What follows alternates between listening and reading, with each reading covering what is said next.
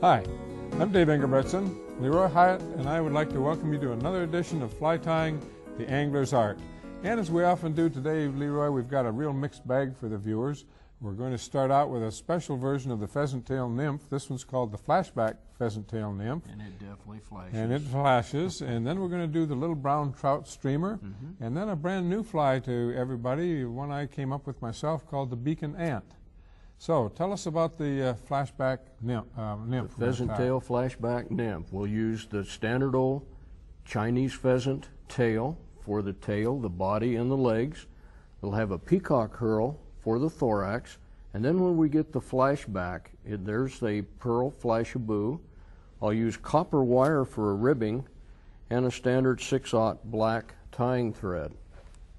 Now I'll take a 2X long. This is a size 12. And of course, this, to me, that's a really big Yeah, pheasant tail. it is. Pheasant tails can be tied down, you know, from 20 and 18, Yeah. and a lot of them are tied very small. But the flashback, I think, is generally a little bigger. But Well, and it's easier to see on now the you were camera. telling me that this is an exceptionally good fly in the lakes. I've heard a lot of people talk about this fly in lakes. I I've hear never about it being fished it used in a on lake. the Kootenai and the Missouri rivers. Oh, really? Okay. But I think it's probably good either for rivers or lakes. Now what I've done is just cut a small clump of that pheasant tail fibers off. I'm going to tie that in. I'm going to leave it a little bit on the short side for the tail. Now I'm not going to cut those butt sections off. That's going to become my body material. Now I'll take a piece of this copper wire. This will rib.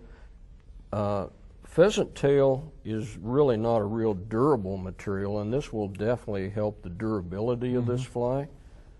And then we'll take a few strands of this flashaboo. This is where the fly gets its name, flashback nymph. It will have a real flashback when you see this fold over.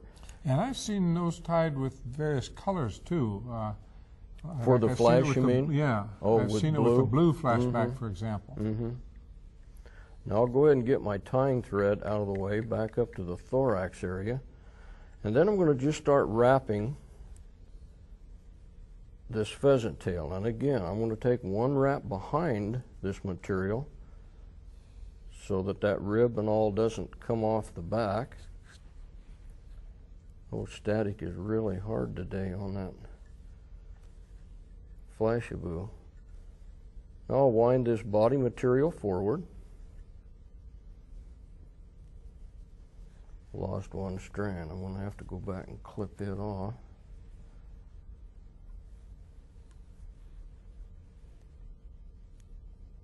You can see where this would be easier to tie on a smaller hook. You wouldn't have to wrap that pheasant tail back so far. Now I'll clip those butts off. I'm going to fold the wing case over the flashback section. Now, you call that the wing case, but that's the part that Well, goes over the body. The body, yes. The flashback, yeah. Yeah, I'm used to folding it over and calling it a wing case, and that's Yeah. definitely not the case. I'm going to save those and tie them in for the... I hope that wasn't a pun. It wasn't a pun, no. Now I'm going to reverse wrap this copper wire. That will definitely give this body a whole lot more durability. Oh, yeah. And tie it down. And I hate to cut that copper wire with my scissors. Well, a little trick Try that to I always break do when I do have to cut something like that with my scissors is I go way in Very close to the back, jaws yeah. and save the tips. I But just wear out the back of the kind scissors of hate first. to do it. Now for the thorax area, we'll get 3 or 4 sections or strands of peacock curl. And again, I always tie them in by the tip. Lay that down and tie it. Now I'm going to come back again with this flashaboo. Now I wanted a little bit more going over that thorax area, so I'm going to double it. And that may be too much, but we'll see what happens. That's why you don't just use the same that went over the back. You want a little more of it. Well, yeah, I think it just gives a little bit better appearance. Yeah, I think you're right. Now here comes the peacock curl.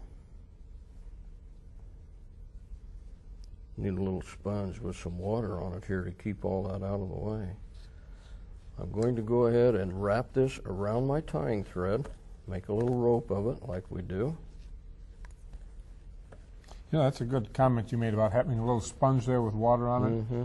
I know a lot of people, you go up and just wet your fingers on your mouth, and when you stop and realize all this stuff you're working with and where some of that stuff has been. And you don't know what's happened with it, that's right. And we've all done it. I do it constantly when I'm dubbing. What I do when I need my fingers a little, my fingers tend to get dry. Of course, I use hand lotion and stuff, but when I'm working with materials, I keep a little container. It's called finger moistener. It's things like banker tellers use to moisten their fingers for counting bills. Well, no, this just comes in a little, I've seen it in little plastic boxes or little round containers. And I keep it on my desk, and I just take the top off and get my fingers on there. And that really fixes up my fingers very, very well. Now, I folded that wing case over. I have it tied down. Now I want just another two small sections. I'll do them one at a time of this pheasant tail, which will become the legs. And you're going to put it on like I call a mustache No, this will be on either side. Yeah, that's what I call the mustache hackle. Oh, okay. I was saying the other day, talking to somebody and saying that when I put it underneath, I call it a beard hackle. If I put it out the sides, I call it a mustache hackle. And of course, if I wrap it, I call it a collar hackle. So this is my mustache hackle. Just a little clump out each side. And I'll go ahead and tie this one down.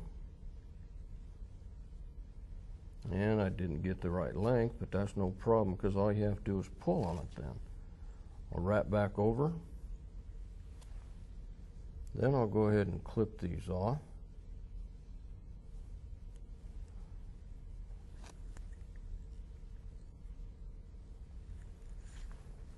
Then we'll put a small whip finish on it.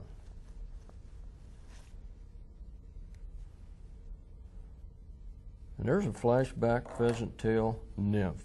You can definitely see a real flash to it. Body material, we'll use a pheasant tail for the tail and body material. We use the pearl flashaboo for the back and the wing case. Peacock herl for the thorax. This next fly is called the little brown trout streamer. And this was a fly that was developed as part of a streamer series by Sam Slaymaker in Pennsylvania. And I'm not exactly sure when he did this. I have the feeling it was in the late 50s sometime, but I wouldn't swear to that. But what Sam did is he realized that trout were cannibalistic and will eat their own young. So he developed a series, a little brown trout, a little brook trout, and a little rainbow trout, and a little rainbow trout. One guy did them all. And what he did, from what I understand, is he encased an actual baby fry in a prismatic piece of plastic. And then he would turn the prism to separate out the colors. And that's how he developed the color sequence for the fly itself. And if you look at the little brown trout and the little rainbow trout and the little brook trout, they have the color sequence that you would see in the natural insect. So these are very effective flies, especially in streams where there's natural trout reproduction. So tell us what we're going to use to tie the little brown trout. These colors will definitely look like a brown trout with the spots I have. Absolutely. Okay, for a tail, we're going to use a feather from a body feather from a Chinese pheasant. The body material itself will be a white yarn or a cream-colored yarn. The ribbing will be an oval gold tinsel. And then two different colored bucktails, a yellow and an orange, of which the brown trout definitely have.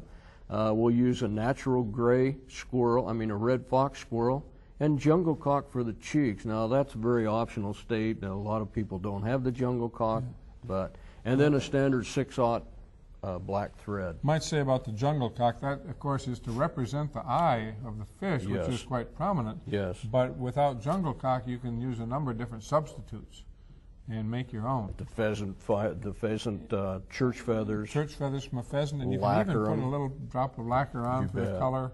You bet. You can use guinea with a spot. There's a Well, number I of things hadn't thought you of can do. that. Sure. Yeah. Okay, I have a 6/0, a size 6 4X long streamer hook in the vise. And again, this can be tied in several different sizes, but a 6 is a good all-round representation. You can go to 4, you can go to 8. I'll dress the shank like we always do, and then I'll take this pheasant body feather. I'm going to pull just a little bit off just to get it out of the way. Now there are a lot of different body feathers. You could use what we call the church window, but this is kind of off towards the shoulder. It's tan with a little black on the end. Tip, yeah. And if you tie it in and then pull it slightly forward, it pulls it all together. And we want it short. A good tail. Yeah, we want it short Should be anyway. short, yeah. So I'll just take a couple of wraps and pull on it. There you can see it did move together real nicely. Yeah. I'll trim that off. I'm going to leave a little bit here so I definitely won't have a lump. I'll tie in a section of this gold wire, oval gold tinsel for the ribbing. And then we'll tie in the yarn. Now this yarn is a 4-strand. You could make it 4-strand if you wanted. The body would be considerably larger then. I'm going to strip this down and only take 2 of the strands. And that's sort of a creamy, off-white, tannish cream, yeah. I think the original pattern called for pure white, but I just like the looks of that creamy body, I think, a little better. Now I'm going to lay this body material longer than normal. I'm not going to clip it off. That way I can wrap it down and have a nice smooth section to go over there. It's always a good idea to have a good smooth underbody and avoid the bumps. Now I'll wrap behind my ribbing, and I'll get it out of the way and just start forward. Now you can see there's virtually no lump back there at the back where I tied that body material in at all. Now I'm coming up to the front section where I'm going to need to be tying on this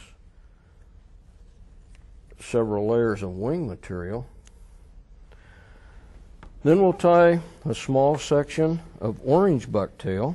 And interestingly enough, you know, sometimes when you have a multicolored bucktail wing, you want to keep the colors separated. But here's a case where you don't necessarily want to do that. Yeah. You like the colors to kind of blend together. I'll put this in the stacker. Sometimes bucktail doesn't want to stack very well, but we'll put it in and see what happens. If it doesn't, I'm not going to worry about it. Now the yellow will go in first. I think I said orange when I said I picked it up, but it's definitely yellow. Well, if you stop and think about it, this is the natural progression of colors in a brown trout. You know, from that creamy belly to the orange to the yellow to the orange to the brown, and it's perfectly natural. And I like this orange. I really like this orange in that fly. No, I'm not going to worry about evening that. They're not stacking together very well anyway. This hair is just so long. I have a hard time stacking bucktail. I never do. It's so long. It just doesn't. No. I pull out the odd fibers and then tie it on. And I'll keep that on top. But it's important, I think, for the viewers to see what small clumps you're using. It is. Because the normal tendency for everyone is to use too much. And not only does that make the wing too heavy, but then you have a humongous, big, bulky head. Now I'm using just natural red fox squirrel tail. And again, I'm not going to use very much of it. And if you don't have that, but do have a dyed brown bucktail, would be fine too. In fact, I was thinking earlier, the only thing you'd have to do is take a white bucktail, take the brown out of the center. It would work very well. Sure. Oh, you know what I forgot? You probably I should have didn't put wound my the rib. I didn't Well, I didn't think of it either. I'll just stand this wing up and come on forward. This is good to show people how to save mistakes. Oh, sure. And I think it's probably the first time I've ever seen you make a mistake ever. And I appreciate you saying that. Yeah, I know it certainly takes me aback.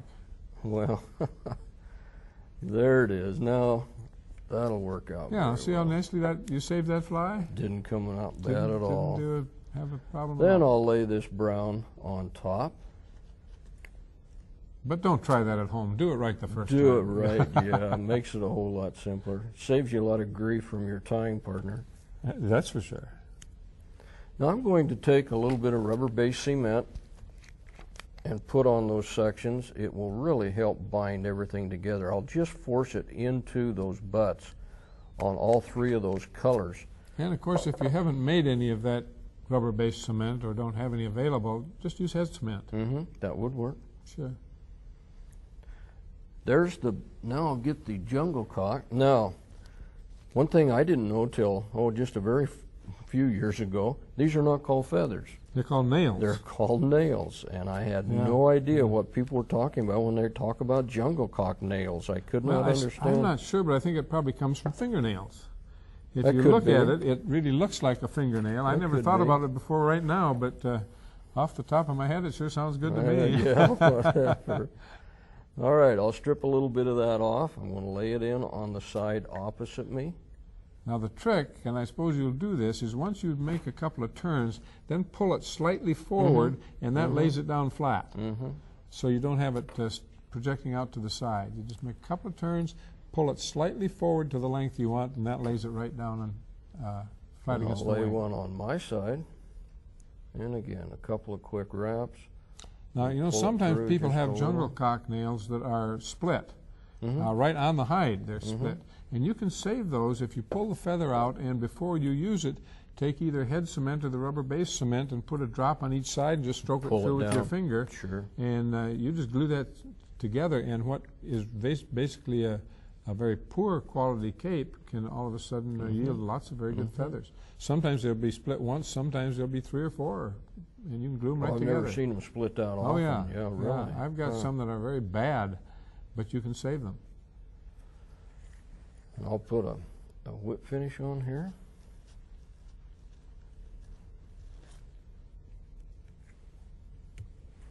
Broke my thread, but I had a good whip finish there anyway.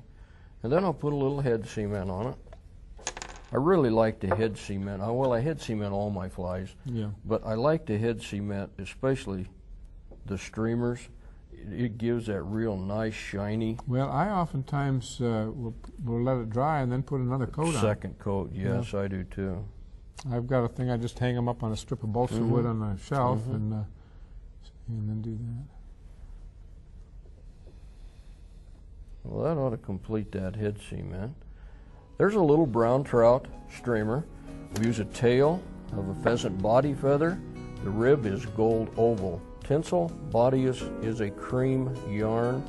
And we have bucktail of yellow and orange, brown squirrel tail on top, and then the optional step of jungle cock eyes. You know, Leroy, I really like tying terrestrial patterns. And in a lot of parts of the country, once your major mayfly hatches are over, terrestrials is what keeps you going through the season. And we're talking about ants and beetles and grasshoppers and crickets and any of these land insects that find their way into the water, and trout like them. And I think two of my, well, I can't say, I was going to say two of my favorites were ants and beetles, but then you got to talk about hoppers. But at any rate, one of my favorites is certainly a little ant pattern. I've had extremely good days with ants. But they're normally hard to see. But they're hard to see, and especially for me with my eyes, they're hard to see. Well, even mine. So I developed what I called my beacon ant. That was the first one, and now I've developed that into a series, a beacon series, and we'll talk about that when we go on. But basically what we're going to do is we're going to tie a high visibility ant. Okay. The beacon ant. And it could be tied in a lot of colors, a dark brown or whatever. Oh yeah, rusty brown, we'll brown, use sure. a black tonight. I'll use a black hackle for the legs. We'll use a black dubbing for the two body humps. And there's your high vis material, really extremely easy to see. Comes in different colors also. And we'll use a standard black 6/0 tying thread. And I'll put a size 14 hook in the vise. And these can be tied, you know, from 22 to 10s. On down, yes. You know, the great big carpenter ants or termites and the wind blows them in the water. Yeah.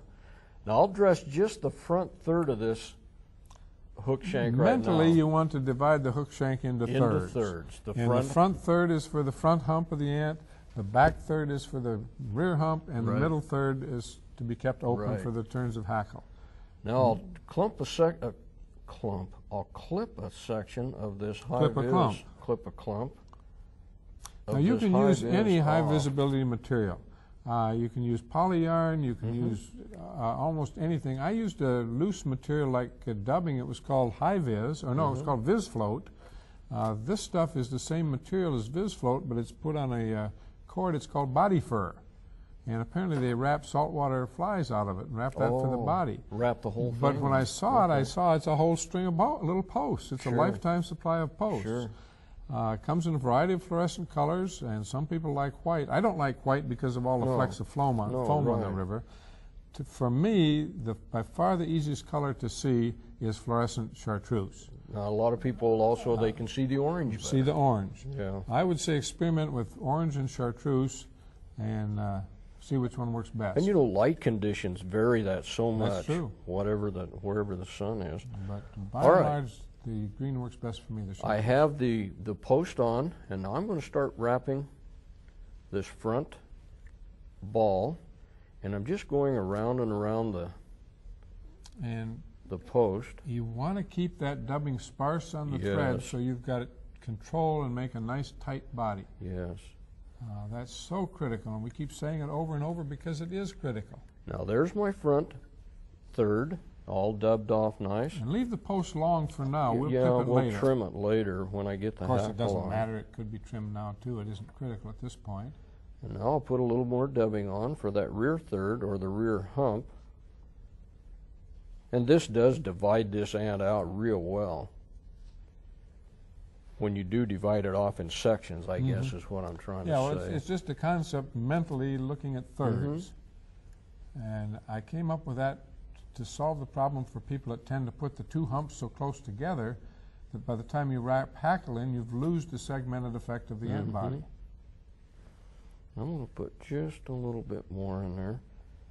And now you can see if I'd have really used a whole lot of dubbing, it would not be tight on the hook.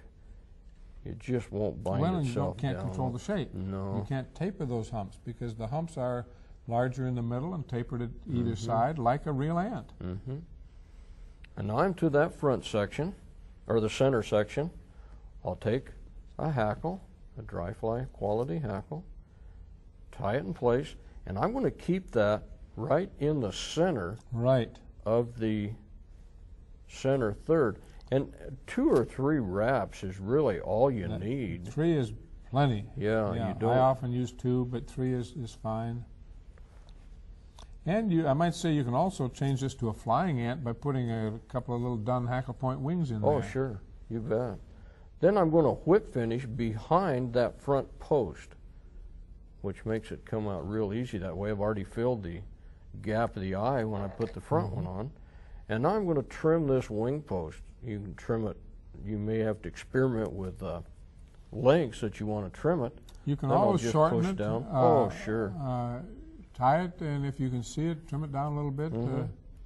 But again, I'm now tying a number of different flies in what I call my beacon series. For example, little polywing spinners that sit flush in the surface film. Sure. You With put the a little wings. post vertical between the wings, and you can see it. Because you can't hardly see the wings. I've got an anyway. adult damselfly that's the same way. A little vertical post, and that lays down flush in the film. Killer on smallmouth bass and trout that are feeding on adult damsels. So any fly that you tie and have a hard time seeing, try to think about how you could put that post in there. You bet. And of course it's a standard to use that as a post and make a parachute dry out of it. But there's your beacon ant. It has the black dubbing for both humps. It has a black hackle in the center for legs, and it has whatever color bright material you want on the front for visibility. All right, in this show then we started out by tying the Flashback Pheasant Tail Nymph, just a special version of a very popular nymph. You bet. Then we tied Sam Slaymaker's Little Brown Trout, part of his series on Little Brown Trout, Little Rainbow Trout, Little Brook Trout. Fly. Good looking fly. And now we finished up with my beacon ant and talked about putting beacons on other flies. So it gives you a little something to think about, something that you can do to improve the visibility of your Variety flies, in tying. how you can change some patterns like the Flashback Nymph. And that's it for this time. We've enjoyed it. We hope you have. We hope you've learned a few things, and we'll look forward to seeing you next week. Dave and Leroy have produced 2 90-minute videos covering new and exciting tips on how to make your fly tying better and more effective. They introduce you to everything you need as a beginner and demonstrate helpful techniques for intermediate tyers. Fly Tying Techniques Volumes 1 and 2 are available by calling 1-800-883-0124. Cost of each video is $28.95 plus shipping and handling, or get the 2-volume set for just $52.95. You can also order the programs in this series. Each 90-minute videotape includes 3 programs for just $22.95, plus shipping and handling. To order Fly Tying the Angler's Art videos and techniques tapes, call 1-800-883-0124.